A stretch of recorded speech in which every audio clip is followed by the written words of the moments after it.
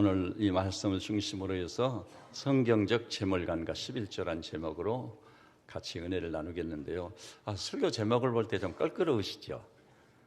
신년 초부터 뭐 헌금에 관한 설교인가? 우리 한국인들이 제일 싫어하는 설교 제목이 헌금이래요.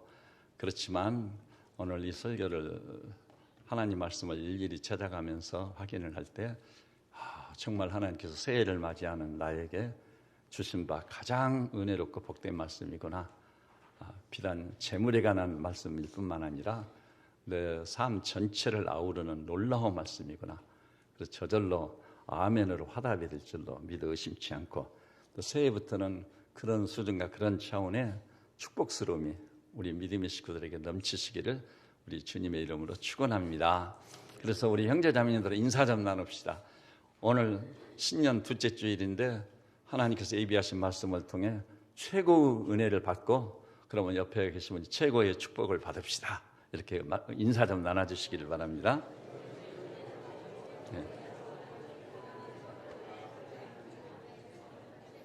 예, 맞습니다.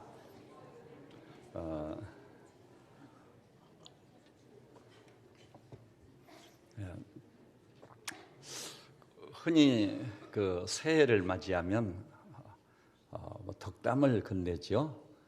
그 나누는 덕담들이 대체로 이런 것들이에요. 새해에는 건강하십시오. 또 새해에는 부자가 되시기 바랍니다. 이런 덕담을 나눕니다.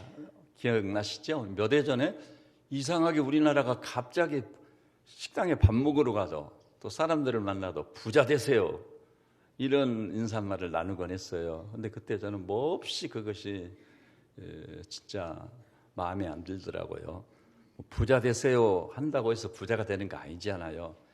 그러기 때문인지 얼마 못 가서 자취를 감췄어요. 지금 어디를 가도 부자 되세요 이런 인사말을 받는 일이 없습니다. 사실 우리가 이 터놓고 얘기하기로 한다면은 아까 제가 언급했죠. 사람들이 재물에 관한 설교를 제일 싫어한다. 특히 11조에 관한 설교. 근데 그것은 전에가 생각할 때는 미혹의 영인 마귀가 이 교인들을 미혹해가지고 이 축복의 길을 가로막고 있다. 그렇게 저는 확실히 믿고 있습니다. 그리고 오늘 나누는 이 말씀이요, 목사님은 과연 지키십니까? 물으실 텐데 하나님의 증인이시거니와 저는 이 말씀대로 살아오려고 최선을 다했습니다. 그런 결과 또 하나님이 보증하고 약속하신 그 축복스러움을 정말 풍성하게 누렸다. 이렇게 저는 간증적으로 말할 수 있겠습니다. 그러면은요, 이 물질의 문제, 더욱이 이제 오늘 설교의 제목 속에도 들어 있습니다만은 11조의 문제, 이런 문제를 우리가 어떻게 접근해야 될 것인가? 성경에 의하면은요, 먼저 너희들이 살아계신 하나님을 믿느냐 믿지 않느냐, 여기에 달려 있다고 말씀합니다. 오늘 이 예배에 오신 우리 형제자매님들께서는 진짜 우리 하나님을 살아계신 분으로 믿으십니까? 이것이 우리 모든 것을 결정하고 좌우하는 것입니다. 그러면 저는 서슴지 않고 이렇게 말씀드릴 수 있습니다. 주님이 말씀하신 것처럼 내 믿음대로 될지어다. 이 성경이요, 우리에게 내려주신 결론 중에 결론이 뭐냐면 네 믿음대로 될지어다. 각기 믿음의 분량이 다 달라요. 근데 하나님이 우리를 향해서 내 믿음대로 될지어다 이렇게 말씀하고 있는 거예요. 그러면 우리가 살아계신 하나님을 제대로 믿는다면 말할 것도 없이 무엇을 믿는지 알겠죠? 그리스도의 십자가와 부활이 나를 위한 것으로 믿어진 사람이요. 말도 안 되는 소리예요. 십자가의 보혈로 우리 죄값을 지불해서 진홍같이 붉은 자가 흰눈같이 휘어졌다고? 또 죽은 자가 부활해서 예수님은 부활의 첫 열매, 우리는 셋째 넷째 열매로 장차 죽지 않냐고 썩지 않냐고 새하지 않냐 영광의 형체로 부활한다고? 그런 황당한 주장을 다 한다고. 그렇지 않습니다, 여러분. 그 분야에 가장 권위 있는 학자들도요, 자기가 할 수 있는 한 학문적인 축적된 학문적인 그 수준과 차원에서 끝까지 추적을 해본 결과 그것을 믿지 않으면 안 되겠구나. 그 결론에 도달했어요. 우리 사랑하는 형제 자매님들이시여, 그러면 우리가 살아계신 하나님을 확실히 믿고 또 그리스도의 십자가 부활이 정말 믿어졌단다면, 그 내가 노력한다고 믿어지는 일이 아니에요. 성령이 우리를 감동감화해서 믿어지게 하는 것입니다. 그래서 고린도전서 12장에도 보니까 성령으로 아니하고는 예수를 주시라 할 수 없느니라. 성령 하나님께서 우리 안에서 감동하고 감화해서 하시는 일이에요. 자, 그렇다면 이렇게 우리가 하나님을 믿으면 이제 성경을 좀 찾을 텐데요, 부지런히 자꾸 메모도 하시고 그래서 일과성의 설교가 아닙니다. 저는 적어도 오늘 이 예배에 꼭 오셔야 될 분은 하나님께서 역사해서 반드시 이 자리에 오시게 한 줄로 저는 믿어 의심치 않습니다. 항상 그러거든요. 믿어 의심치 않습니다. 그러나 와서 안 될 사람은 한 번도 나오지 못하도록 그 길을 막아주셨다고 생각하는 것입니다. 그러면 여기 오신 분들이 주님이 주시는 은혜로움과 축복스러움을 놓친다면 말이 아니잖아요. 그러면 자, 우리 하나님 말씀 이래도 저래도 뭐 이 목사의 말이 아니고 사람의 말이 아니고 어떤 종교인의 말이 아니라 하나님의 말씀만이 우리의 지표가 되는 것입니다. 자, 로마서 8장을 한번 봐볼까요? 그리고 하나님 말씀의 인도를 받을 때는 정말 마치 거리에서 은을 구하는 자처럼 그렇게 우리가 신이 나서 말씀을 사모해야 되겠습니다. 로마서 8장 우리가 보고자 하는 것이 몇 페이지지요? 250페이지를 보겠습니다. 250페이지, 바로 그 앞에는 49페이지죠. 자, 16절을 우리 남성도들이 한번 같이 봐주십시오. 시작. 성령이 친히 우리의 영과 더불어 우리가 하나님의 자녀인 것을 증언하시나니. 정말 성령 하나님이란 우리를 감동 감화해가지고 성령이 우리 영과 더불어서 우리가 하나님의 자녀인 것을 증거해 주는 것입니다. 너는 하나님의 자녀다. 그리고 우리가 하나님이 살아계심을 확실히 믿는데 우리가 하나님의 자녀됨이 분명해졌다면 자녀이니까 우리가 하나님을 뭐라고 부르게 되겠죠? 그게 이제 15절에 나오는 거예요. 15절을 우리 여성도들께서 한 목소리를 같이 봐주세요. 시작. 너희는 다시 무서워하는 종의 영을 받지 아니하고 양자의 영을 받았으므로 우리가 아빠 아버지라고 부르짖느니라. 여러분, 정말 하나님이 살아계신데 우리가 그리스도의 십자가 부활이 믿어져 가지고 성령으로 말미암아 하나님을 아버지라고 알게 됐을 때 그냥 아버지라고 맹숭맹숭 부를 수가 없는 거예요. 아빠 아버지라 부르짖게 되었느니라. 저는 이 수준까지 우리 믿음의 형제 자매들이 나아가실 수 있기를 우리 주님의 이름으로 축원합니다. 그래서 진짜 정말 기도할 때도 엎드렸을 때 사랑하는 나의 아버지, 아빠, 아버지요, 부르짖는 역사가 있어야 돼요. 자, 그러면은 이렇게 하나님이 우리 아버지가 되셨단다면 17절, 우리는 그분의 사랑하는 자녀지않아요. 그럼 17절을 우리 이제 한 목소리로 보십시다. 시작. 자녀이면 또한 상속자, 곧 하나님의 상속자요 그리스도와 함께한 상속자니 우리가 그와 함께 영광을 받기 위하여 고난도 함께 받아야 할 것이니라. 우리가 진짜 하나님의 자녀란다면 뭐가 된 것이라고요? 우리 영의 아버지인 하나님의 상속자가 됐다. 여러분, 상속자라는 말이 무엇을 의미하는지 잘 아실 겁니다. 그것도 본문에 보니까 그리스도와 함께한 상속자다. 이것이 너무나도 영광스럽기 때문에 그와 함께 영광을 받기 위해 고난도 함께 받아야 할 것이니라, 이렇게 말씀할 정도인 것입니다. 그래서 자, 여러분이 살아계신 하나님을 믿습니까? 그렇다면 여러분이 십자가나 부활이 믿어져 여러분 자신이 하나님의 자녀인 것도 믿습니까?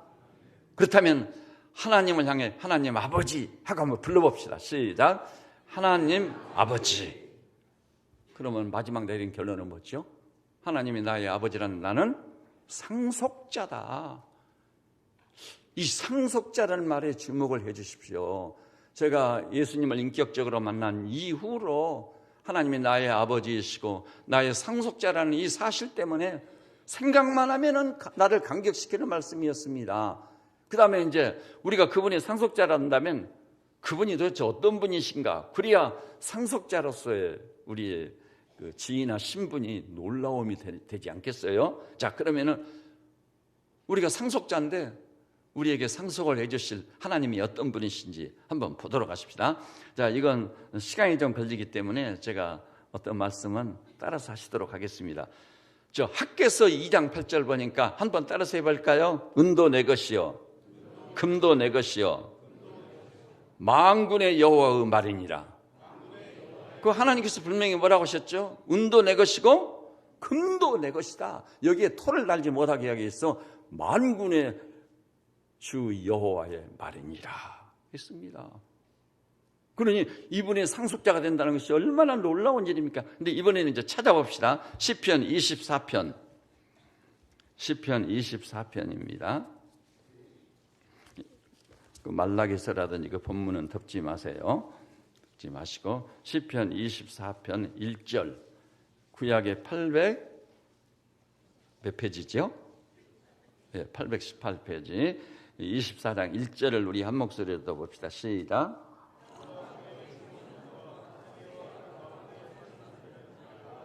예. 우리가 그분의 상속자인데 그분이 이렇게 선언하십니다. 땅과 거기 충만한 것과 세계와 그 가운데 사는 생존자들은 다 여호와의 것이로다. 다 하나님의 소유입니다. 너무 놀라운 말씀이에요. 이어서 역대상 29장에 보니까 이렇게 말씀을 했어요. 은도 내 것이요 금도 내 것이요 부와 기가 나로 말미암고 높음과 낮아짐이 다 나로 말미암느니라. 그 모든 것이 하나님으로 말미암아 오는 것입니다. 그 하나님이 우리가 상속자라는 것을 제대로 깨닫고 나면 환희가 터질 수밖에 없는 것이에요. 여러분 요한신학도 보니까 요한일서 1장 12절에 그분을 영접하는 자 곧 그 이름을 믿는 자들은 하나님의 자녀가 되는 권세를 주셨다.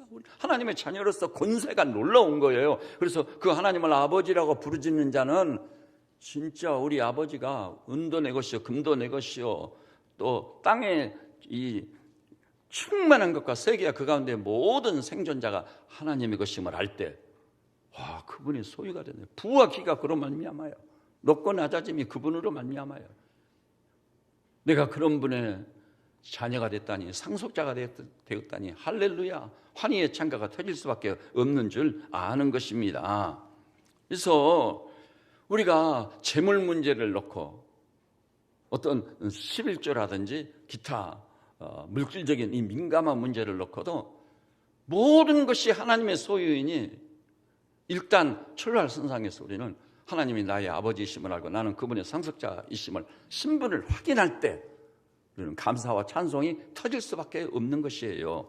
자, 그러면은 이제 이 하나님께서 이 아까 우리 설교의 제목이 성경적인 재물관이죠. 도대체 사람들마다 예외 없이 물질을 사랑하고 재물을 사랑해요. 그리고 그런데 또 비그리스도인들이나 또 교회 다니는 사람들도 왜 교회는 그렇게 돈을 밝히냐고 얘기를 해요. 근데 여러분 다 아시죠? 대통령에 당선된 사람마다 뭐 어느 나라를 막론하고 무엇을 먼저 말하죠? 경제를 살리겠다고들 다 말합니다. 경제를 살리겠다고 말해요.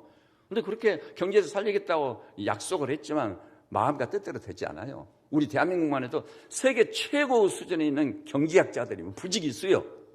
그래도요, 그들 마음과 뜻대로 경제가 살아나고 그런 건 아닌 것입니다.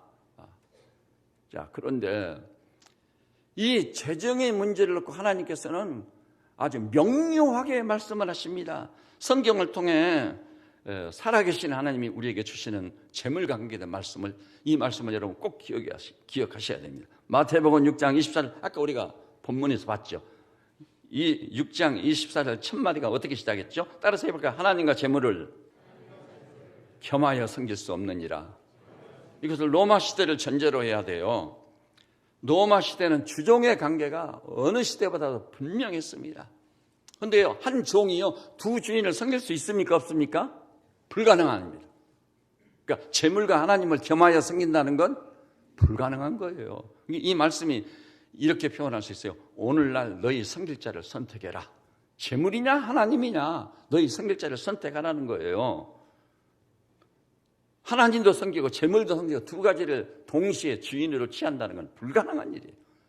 저는 오늘 여기 나와서 우리 믿음의 형제 자매들께서 분명히 재물 대신 하나님만 섬기기로 결정을 내리실 수 있기를 우리 주님의 이름으로 축복합니다. 그래서 제가 이 모두에서 이미 성경 몇 군데를 인도를 받아본 거예요. 자,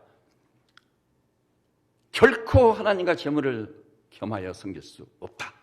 우리 섬길 자를 선택해야 됩니다. 그 다음에 두 번째, 디모데전서 6장 10절 한번 따라서 볼까요? 돈을 사랑치 말라. 돈을 사랑함이 일만하게 뿌리가 되나니. 정말 놀랍습니다. 저도 이 말씀을 붙잡고 살아온 사람입니다. 돈을 사랑함이 일만하게 뿌리가 되나니. 많은 사람이 돈을 사랑하여 믿음에서 떠나 많은 근심으로 자기를 찔렀도다. 그렇습니다.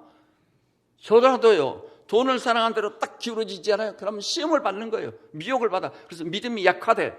그것이 심화되면 믿음에서 떠나 많은 근심으로 자기를 찔렀도다. 여러분, 돈을 사랑해야 돈을 벌 것 같고 그래야 행복할 것 같은데 전혀 그렇지 않아요. 여기서는 아까는 성길자를 선택하란다면 여기서는 뭘 해요? 네가 평생 살면서 무엇을 사랑하며 살겠느냐? 사랑의 대상을 선택하라는 것입니다. 돈을 사랑하며 살겠느냐? 하나님을 마음을 다하고 목숨을 다하고 성품을 다하여 주 너의 하나님을 사랑하라. 하나님을 사랑하며 살겠느냐? 만일 우리가 돈을 사랑하기로 결정을 내린다면 지금 우리 눈앞에 펼쳐진 세상처럼 아수라장이 되어버려요.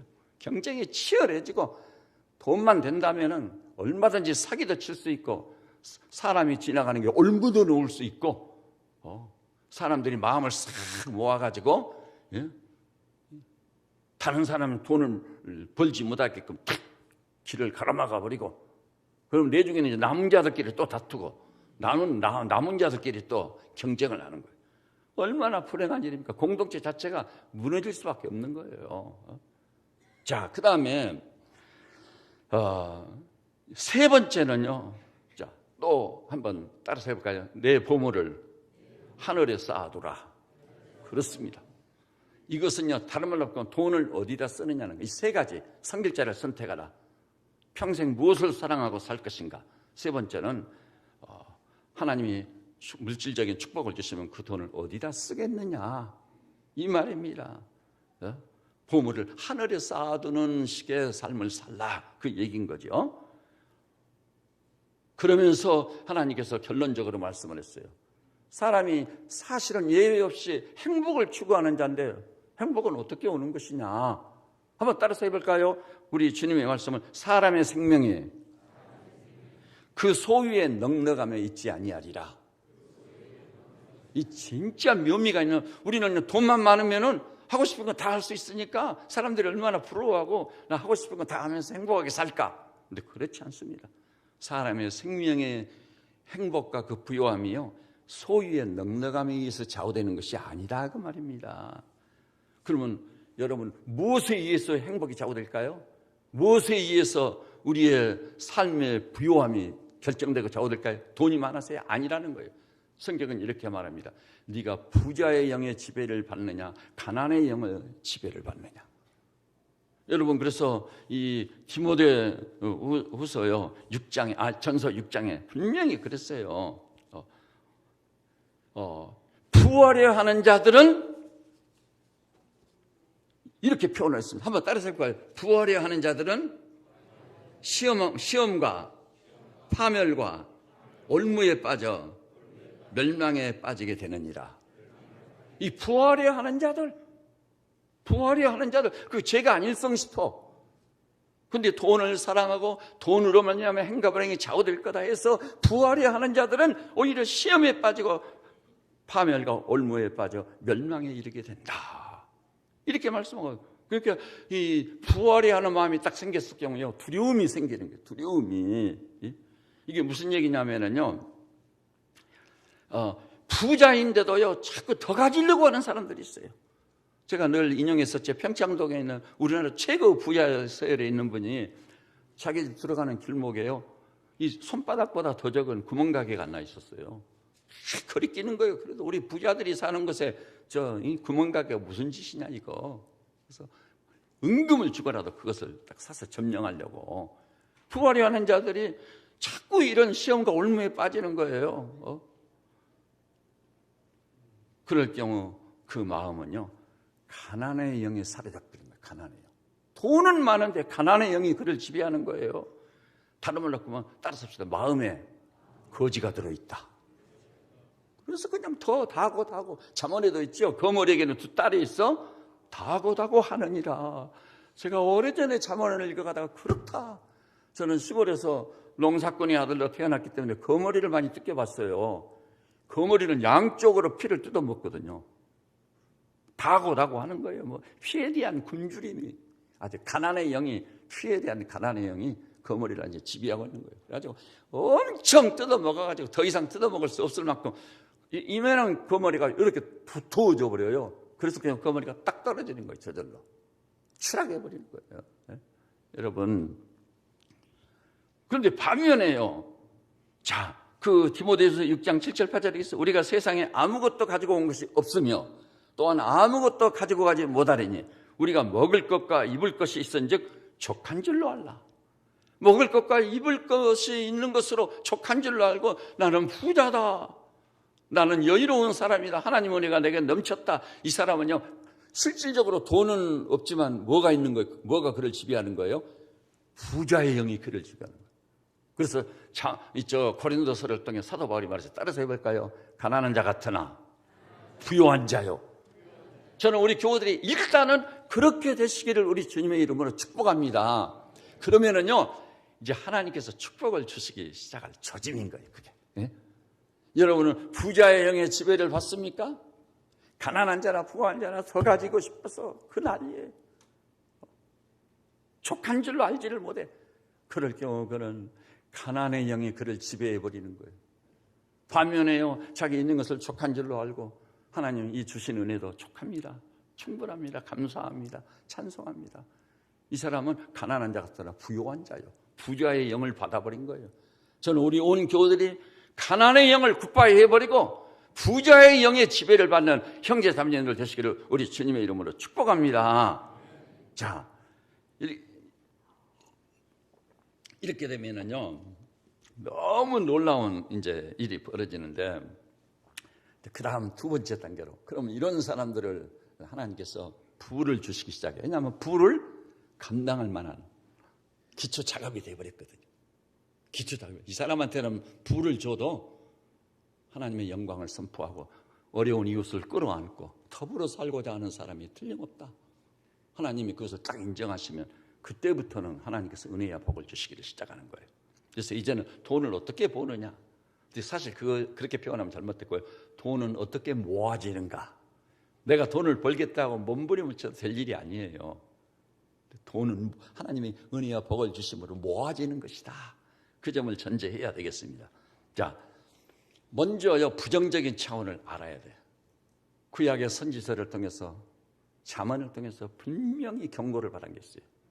한번 따라서 해볼까요? 같지 않은 추를, 같지 않은 저울을 나는 미워하느니라. 이게 뭐죠? 간단한 말씀 같지만은 부를 축적하려는 마음가짐, 자세. 사람을 속이고도, 저울을 속이고, 추를 속이고. 제가 롯데호텔 5층에서 아주 오래됐어요. 거래에 사용하는 것들을 전시한다고 그래서 제가 일부러 가봤어요. 롯데호텔은 잘 가지도 않은 사람들이 의리번쩍해가지고 눈을 어디에다 줄지를 모르겠더라고요. 그래서 5층에 딱 갔더니 저울, 잣대, 옷감 뗄 때 쓰는 거, 그 다음에 그때 쌀 장사를 되러 갔어요. 근데 보니까 사람들 머리가 비상하더만요. 대가 딱 있잖아요. 그럼 대가 안쪽에다가 바닥에다가 뭘 까는 거예요. 이만씩 뭘 깔면 그만큼 쌀을 대서 줘도 덜 들어가는 거예요. 그게 자기 이익이 되는 거예요. 하나님께서는 같지 않은 추와 같지 않은 저울을 나는 미워하느니라. 죄를 짓고 수단과 방법을 가리지 않고 돈을 모으려고 하는 그것을 하나님이 용납하시지 않습니다. 혹시 세상의 불신자들은 하나님의 법과 상관없이 부른대로 돈도 벌고 할 수도 있을지 몰라요. 그러나 언젠가는 그렇게 돈을 추구하는 자는 마침내 돈 때문에 확실하게 무너진 날이 오고야 말 것입니다. 우리가 그 점을 명심을 해야 돼요. 그러면 이제 돈을 모으는 것이라고는 어떻게 해요? 시편 126편 제가 이거 따라서 하세요. 찾는데 시간이 써야 되니까. 눈물로 씨를 뿌리는 자는 기쁨으로 단을 가져오리라. 이것이요, 김세열 박사님이라고 아주 유명한 경제학자 중에 한 분이에요. 그분이 성경을 중심으로 기독교 경제학이라는 책을 썼거든요. 근데 서문에서 그것을 딱 인용을 했어요. 눈물로 씨를 뿌리는 자는 기쁨으로 단을 가져오라. 이게 기독교 성경적 경제학의 ABC다. 사람들은요, 교회 다니는 사람까지도 하나님께 열심히 기도해가지고 심지도 않은 데서 거둘라고요. 그래서 예수님이 비유를 말씀하니 그렇죠. 너희가 어찌하여 심지도 않은 데서 거두려 하느냐. 그래서 우리는요, 하나님을 의지하고 이 말씀을 붙잡고 눈물로 씨를 뿌리는 일을 해야 돼요. 기회가 있을 때마다 눈물로 씨를 뿌리는 거예요. 씨도 뿌리지 않고 심지도 않아서 거두려고 하는 것은 무슨 심보라고 하죠? 도둑놈 심보라고 하거든요. 예? 우리가 하나님 앞에서 도둑놈이 될 수는 없잖아요. 이게 철칙이에요. 그 다음에 두 번째요, 베드로가 갈릴리 호수의 전문가예요. 어부예요. 근데 밤새 그물을 던졌는데 한 마리도 못 잡았어요. 얼마나 초라하게 아침을 맞이했는지. 근데 예수님이란 분이 갑자기 나타나가지고 그물을 그 깊은 데로 가서 그물을 던져라. 아니 주님, 이 갈릴리 호수는 내가 전문가인데요, 무엇을 안다고 그러시냐고. 그렇지만 베드로가 겸손하게, 내가 밤새 그물을 던졌지만 한 마리도 잡지 못했습니다. 그러나 말씀에 의지하여 그물을 내리겠습니다. 말씀에 순종하겠다는 것, 순종입니다. 그래서 그물을 던졌더니 배가 가라앉을 만큼 고기를 잡지 못하고 아침을 맞이한 친구들까지 불렀어. 엄청난 분량의 고기를 잡은 것입니다. 이게 뭐냐면요, 말씀에 순종하면, 여러분 조건이 딱 붙어서 순종하면 복을 주세요. 축복장으로 유명한 신명기 28장 따라서 해볼까요? 네가 삼가 율법을 듣고 지켜 행하면, 그 다음에 제가 읽어 나갈게요. 지켜 행하면 내가 너희에게 복을 주리니 들어와도 복을 받고 나가도 복을 받고 들에서도 복을 받고 가축이 복을 받고 떡반죽 그릇이 복을 받고 마침내는요, 들어와도 복을 받고 나가도 복을 받고 적이 한 길로 왔다 7길로 폐주하고 머리가 될지언정 꼬리가 되지 않게 해주시리라. 믿습니까 여러분? 하나님께서 원하시는 것은요, 믿는 자뿐만 아니라 믿지 않은 자까지도 믿는 자 때문에 여호와 윤리와 법도를 지켜 행하면 공동체 전체의 축복스러움이 되는 거예요. 거기에요, 물질적인 축복만 보장한 게 아닙니다.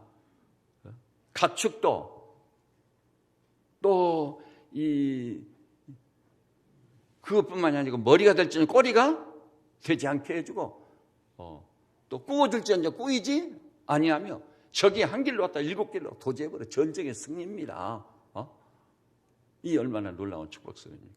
저는 저에게 입당한 우리 세비치 양무리들, 특별히 오늘 이 예배에 오신 분들, 우리 형제자매님들이 반드시 2018년 새해부터 그렇게 살아봤더니 진짜 그 말이 맞네. 하나님 살아계시구나.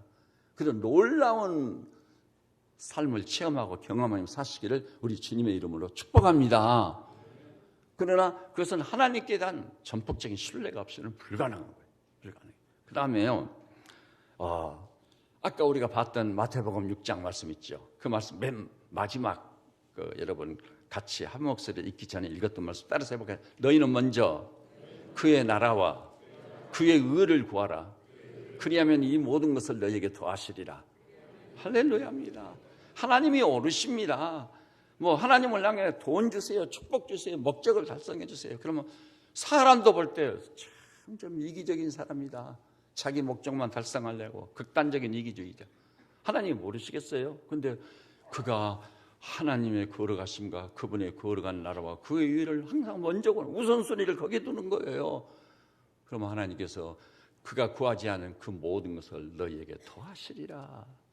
구약에도 마찬가지입니다. 우선순위인 거죠. 우선순위. 네 재물과 네 소산물에 처음 익은 열매로 여호와를 공경하라. 그리하면 네 창고가 가득히 차고 새 포도즙이 넘치리라.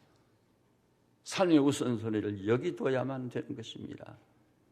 그리고요, 너무 놀라운 것은 로마서 8장에 따라서 해볼까요? 아들을 아끼지 아니하고 내어주시니가 이 모든 것을 선물로 주시지 않겠느냐.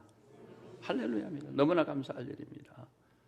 저는 그리고 항상 그 말씀을 붙잡고 믿어 의심치 않고 살고 있어요. 빌립보 4장. 그리스도인에게는 이런 믿음을 가지고 살고 있노라면 주님께서 보장해 준 게 있어요. 너희 쓸 것을 그리스도 안에서 영광 가운데 풍성하게 채우시리라. 제가 그거 항상 기준으로 삼는 거예요. 제가 기준으로 삼는 거예요. 저는 이 얘기를 해야 될지는 잘 모르겠는데 사도 바울도 그런 얘기를 했거든요. 근데 그건 생략하도록 시간 관계상 다음 기회에 제가 소개해 드릴게요. 그러나 여러분이나 저나 우리의 쓸 것을 그리스도 안에서 영광 가운데 풍성하게 채우실 하나님을 찬양할지어다. 틀림없는 사실입니다. 그 다음에 잠언에 보니까 19장 17절 한번 따라서 해볼까요? 가난한 자를 불쌍히 여기는 것은 여호와께 구워드리는 것이니 그의 선함을 갚아주시리라. 여러분, 우리가 구제헌금이나 나눔금을 할 때 그리스도의 심장을 품고 정말 가난한 자에게 손을 내밀어서 그를 끌어안아주는 거예요. 그럴 때 하나님께서 뭐라고까지 여호와께 구워주는 거다. 하나님께 구워주는 겁니다. 하나님께 구워주는 거예요. 하나님께서 그의 선행을 갚아주시리라. 물 한 컵도 결단코 상급을 잃지 않으리라고 약속하신 우리 주님을 찬양할지어다. 여러분, 누가복음 6장 38절 보니 주라 그리하면 너에게 줄 것이니 곧 후이 되어 누르고 흔들어 넘치도록 하여 너에게 안겨주리라.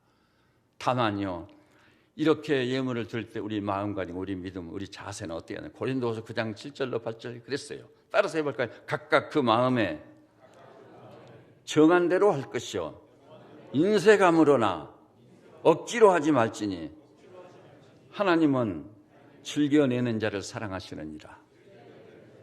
기쁨을 이기지 못해 감사함으로 하는 겁니다. 얼마나 복된 자입니까? 어떤 사람은요 그렇게 인색할 수가 없어요. 그리고 억지로 한다는 거예요. 억지로. 그것은 드리고도 오히려 징계를 받을 사유가 되고 마는 거예요. 우리 교회도 성교헌금도 있고 구제헌금도 있고 장학헌금도 있고 건축헌금도 있고 감사헌금, 11조도 각종 예물들이 있습니다.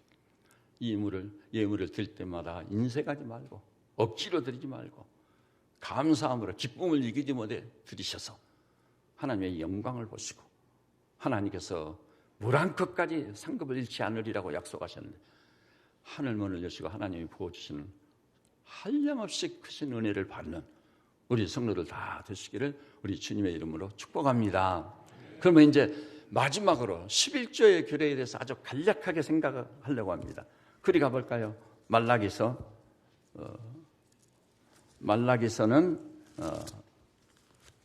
몇 페이지였죠? 예, 330페이지. 예, 1330페이지. 그 읽어가면서 제가 설명을 해드릴게요. 7절입니다. 7절. 먼저 여성도들이 한번 읽어주세요. 망군의 시작.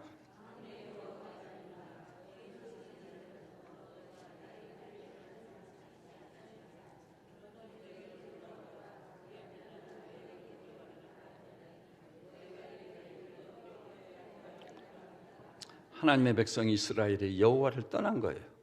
그래서 내게도 돌아오라 하니까 그 이스라엘 백성이 아니 너희가 이르기를 우리가 어떻게 하여 돌아가리까? 하나님께 맞선 거예요. 우리가 뭘 잘못했다고 돌아가라고 합니까? 무엇을 통해 어떻게 해야 돌아가겠습니까?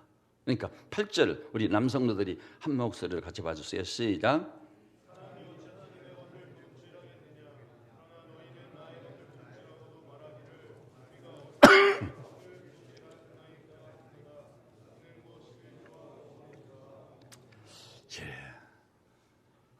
사람들은요 11조는 율법이다.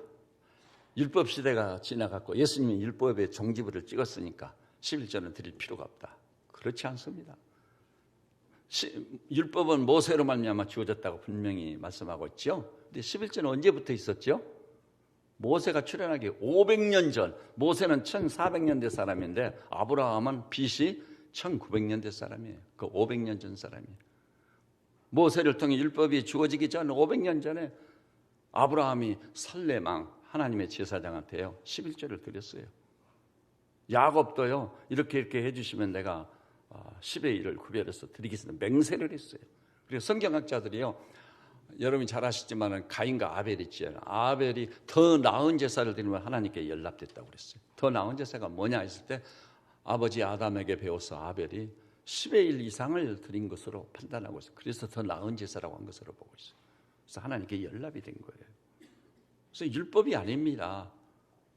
모세의 율법을 통해 그것이 강화되기는 했지만 율법이 이전에 있었던 거예요. 그래서 이 본문에 8절 보니까 하나님이 친히 뭐라고 그랬죠? 사람이 어찌 하나님의 것을 도둑질하겠느냐. 10의 1을 하나님이 뭐라고 말씀해 버려요? 하나님의 것이다. 해석이 필요가 없어요. 액면대로 받으면 되는 거예요. 그리고 너무나 중요한 것은요, 목사님 저는 먹고 살기에도 힘에 겨운데요.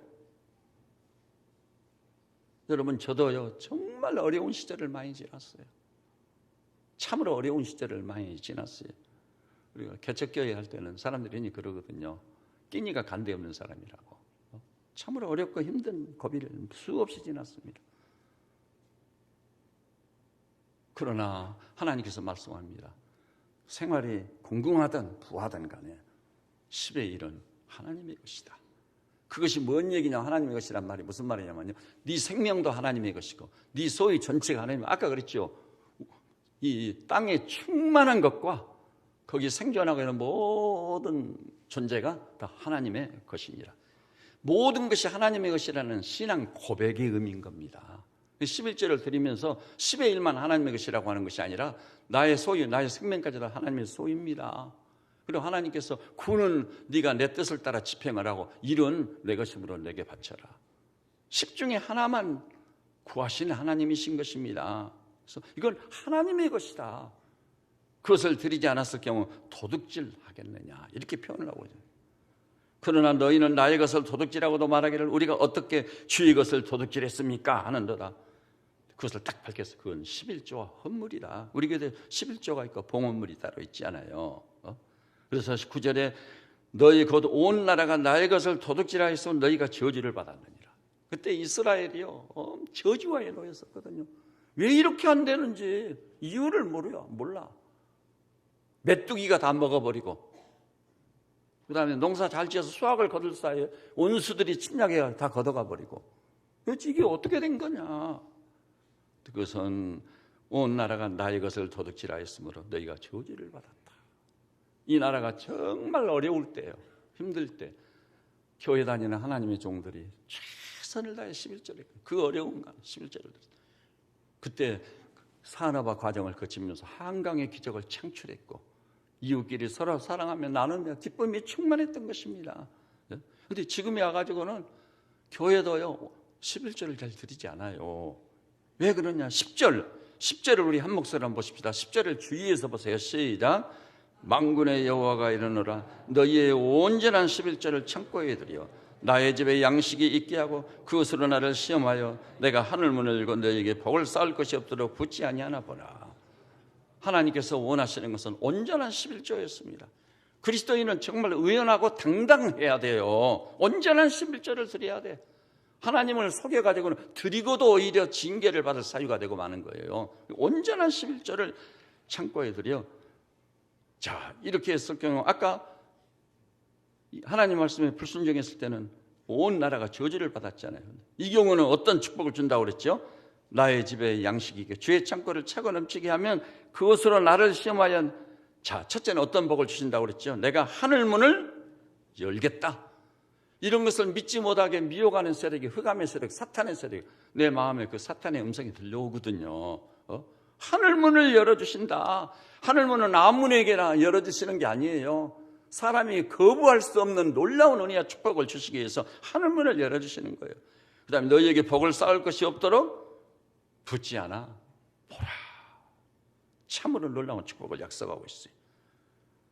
그러면 하나님께서 11절에 보니 거기에서 끝나는 것이 아니에요. 얼마나 놀라운 은혜와 복을 주시겠다고 하는지 11절을 우리 한 목소리로 한번 봐볼까요? 시작. 만군의 여호와가 이르노라 내가 너희를 위하여 메뚜기를 금하여 너희 토지 소산을 먹어 없애지 못하게 하며 너희 밭에 포도나무 열매가 기한 전에 떨어지지 않게 하리라. 하나님께서 재앙을 금한다. 그 말. 재앙으로부터 너를 보호해주겠다. 메뚜기를 금하고 포도나무 열매가 기한 전에 떨어지지 않도록 하나님이 지켜주고 보호해 주시겠다는 말이에요. 우리가 그렇게 수고하는데도 바람 한 번 잘못 불면 벼꽃이 떨어지면 파롱이 되는 거예요. 파롱. 사업이 이제는 됐구나 했는데 잠시 잠깐 방심하는 동안 왕창 무너져 버려요. 우리 하나님께서 끝까지 지키시고 보호해 주셔야 돼요. 그리고 12절에 보니까 진짜 어떤 축복을 준다고 그랬죠. 너희 땅이 아름다워진다. 이 땅이 아름다워진다는 표현은 정말 놀라운 것입니다. 그것은 비옥한 땅이 되게 하겠다. 기름진 땅이 되게 하겠다. 그래서 생산성이 아주 높아지게 하겠다는 거예요. 이름으로 말미암아 12절 하반절 보니 모든 이방인들이 입을 모아가지고 교회도 안 다니고 예수도 안 믿는 사람들이 너희를 복되다 하리라. 만군의 여호와의 말이니라. 너무나도 분명합니다. 오늘 이 예배에 오신 우리 형제자매님들이시여, 여러분의 담임 목사도 과거를 돌이볼 때 이 말씀을 굳게 붙잡고 이 말씀대로 살기 위해서 최선을 다하고 지금도 최선을 다하고 있습니다. 여러분 바울도 자기 자랑을 했어요. 자랑이라고 볼 수는 없어요. 내가 강도에 이업을 당하고 물에 이업을 당하고 수없지 먹지 못하고 자지 못하고, 그것이 바울 사역자로서 바울이 자기 자신의 삶을 드러내가지고 양무리들에게 보여주는 거잖아요. 나는 이렇게 살고 있다. 다 주님 때문이다. 사실 저도 지금 제가 살고 있는 것이 내가 양무리들의 귀감이 되어야 되겠고 그렇게 살고 있습니다. 그렇게 살고 있어요. 그래서 저는 오늘 여기 나와서 우리 형제 자매님들이 예외 없이 오늘 말씀을 여러분이 또 들어보고 또 들어보고 또 들어보고 해가지고 단순히 물질적인 축복 정도가 아니라 이 땅을 사는 동안 여러분의 갈 길을 인도하시고 여러분을 지키시고 보호해 주시며 때를 따라 은혜를 주시고 기가 막힌 운동에 수렁에서 건지시고 물 한 컵 대접한 것도 상급을 잃지 않게 해주시고 머리가 되지 않죠. 꼬리가 되지 않게 해주고 인생을 살아가는 동안 모든 영역에서 저 사람 하나님이 함께 하시는 분이고 하나님이 복을 주시는 분이다. 이렇게 평가받을 만한 이 시대의 위대한 하나님의 종들이 되시기를 우리 주님의 이름으로 축복합니다. 기도하십시다.